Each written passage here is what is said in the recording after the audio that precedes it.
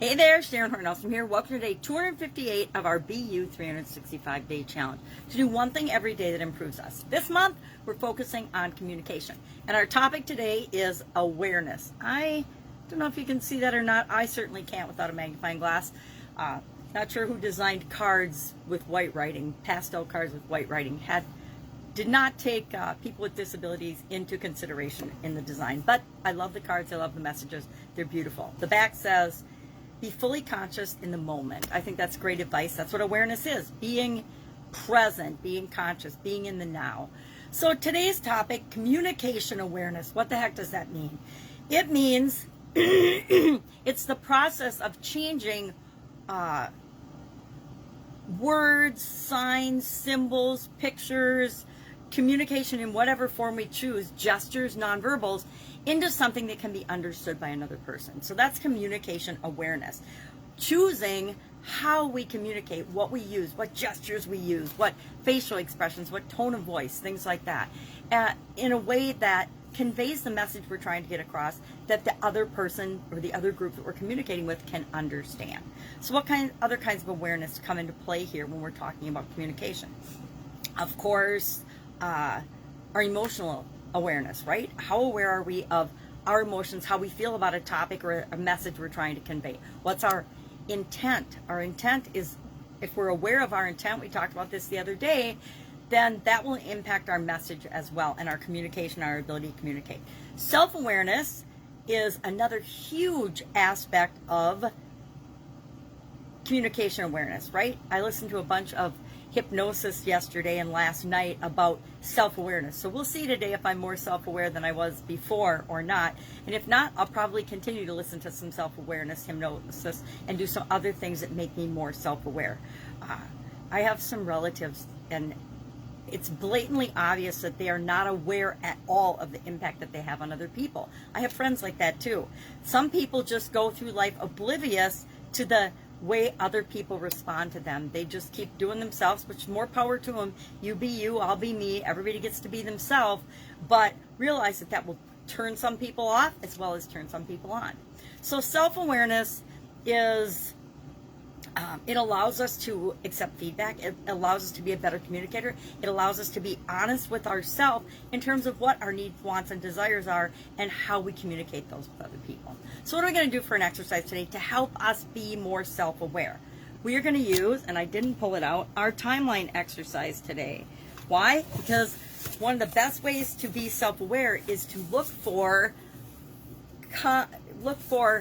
and learn more about ourselves. And one of the fastest, easiest ways to do that is to use our Lifeline exercise. So we're going to, with respect to communication today, dig out my old Lifeline with key events from the date I was born to the future, into the future, 2002 and beyond, and make the arrow continuing because I don't plan on checking out anytime soon.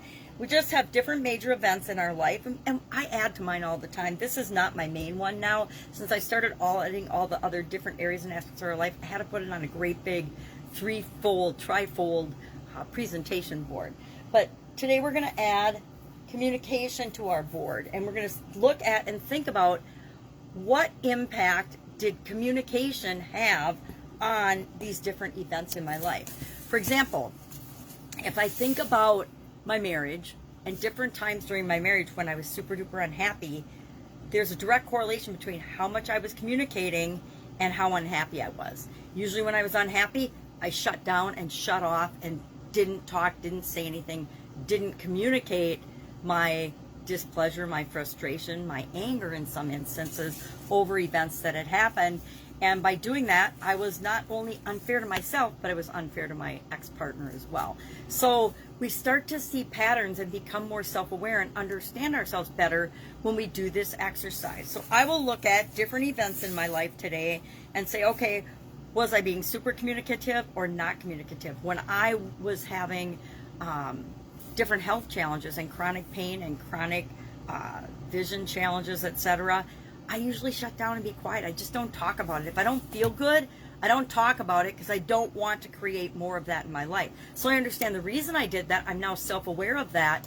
But I also know that sometimes we need to ask for help and tell people what's going on with us. So communication and the different events in our life, there's huge things we can learn about ourselves and become more self-aware, more communication aware when we realize how we are or are not communicating in different situations. What is your go-to response in challenging situations? What is your go-to response and process and way of handling and dealing with exciting, good news, good situations? It all matters, and it all matters to you. So today, our action item is to do our Lifeline exercise for the area of communication. Specifically think about communication and how aware you are of yourself as you're communicating.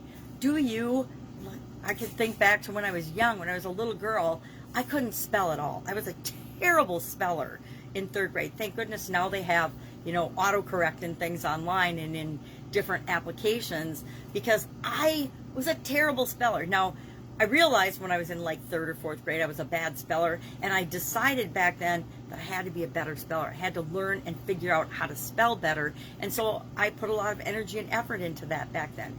And so I learned how to be a better speller or find tools. It's called a dictionary back then. I would look up if I didn't know how to spell something, and then I would learn how to spell that word. And pretty soon I had a huge vocabulary, and now I don't think of myself as a bad speller at all. I think of myself as a typo maker, and I can blame that on my vision, but spelling and words and what words mean has become something really important to me. That's why I do idioms every day.